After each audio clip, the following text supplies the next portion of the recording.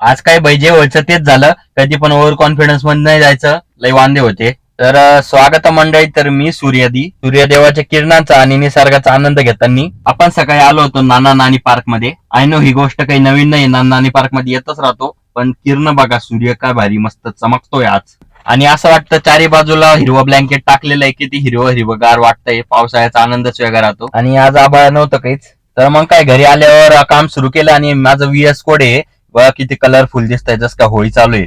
आपण म्हणतो आनंद आणि काम एकाच वेळी चालू शकत, पण कामाचाच आनंद घेतला तर किती भारी गोष्ट होईल. तर तोच कामाचा आनंद घेऊन मी निघलो दुसरा आनंद घ्यायला. बाहेर जाऊ म्हणलं थोडं, आणि गाडीच हवा चेक करत होतो. म्हणलं कमी नाहीये, काही पंक्चर बिंक्चर नसेल, बघू पुढं चेक करू म्हणलं. हवेवर तात्पुरतं दुर्लक्ष करून पेट्रोल पंपावर आलोच होतो, तर समोर जाऊन कळालं भाई हवा अजून कमी झालेली आणि पंक्चर असेलच. इथं भावला माझा ओव्हर कॉन्फिडन्स. मला वाटलं काही होत नाही, ट्यूबलेस टायरचे, पण भाई ट्यूबलेस टायरची पण हवा जातीच ना. मग काय, ओव्हर कॉन्फिडन्स मधून कॉन्फिडन्स मध्ये प्रस्थान केल्यावर आपण आलो शहरात. बरं काय काम, का नुसतं पेट्रोल फुकायला? नाही भाई, काम होतं. तुम्हाला कळलंच असेल, लास्ट ब्लॉग बघितला असेल तर का बरं आलोय आपण.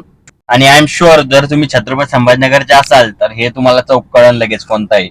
हा भाई, हा पैठण गेटचा चौक येतो. मला नाव नाही माहिती, पण लय गर्दी राहते प्रत्येक वेळेस.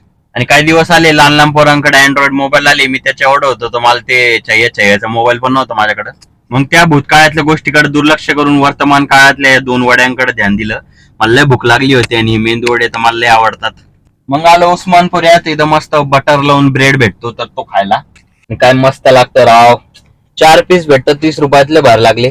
आणि मग पुढे प्रस्थान केलं आणि शहरातला हा भाग पहिल्यांदाच बघत होतो मी. आणि म्हणजे गाडी चालवताना व्हिडिओ बनवणं अवघड आहे, पण तरी मी बनवतो. तर एक लाईक आणि सबस्क्राईब करा राव. ये लड़का बहुत ही मेहनत कर रहा है, प्लीज इस वीडियो को वायरल कर दो. ऐकलं ना तुम्ही, व्हायरल करा. आणि मी डीमार्ट फिरतो आता. जर तुम्हाला 12 महिने जत्रेसारखी गर्दी पाहिजे असेल तर डीमार्टला या. गर्दीसोबत कधी कधी 350चा बल्ब 99ला पण भेटन. प्रमोशन नाही करत, मधून मला एक लहर आली की भाई ही गोष्ट दाखवलीच पाहिजे ब्लॉग मध्ये. दिल तो बच्चा है जी. हे तर तुम्ही ऐकलंच असेल, तर त्यामुळे या गाडीवर माझा दिल आला. तू म्हणशाल काय लहान परवानी करतो भाई, लय भारी गाडी दिसती पण खरं. आणि डीमार्टच्या बाहेर एक हे किओस्क मशीन लावलेलं होतं, तर इथं लोकल होस्ट 8080 लिहिलं होतं. जसं की मी डेव्हलपमेंट करत होतो, मला थोडं फॅमिलियर वाटलं. आणि भाई डेडिकेशन बघा, काय मस्त शेप बनवतंय पोरग. वा भेटे म्हणलं आणि मस्त आनंद घेतला.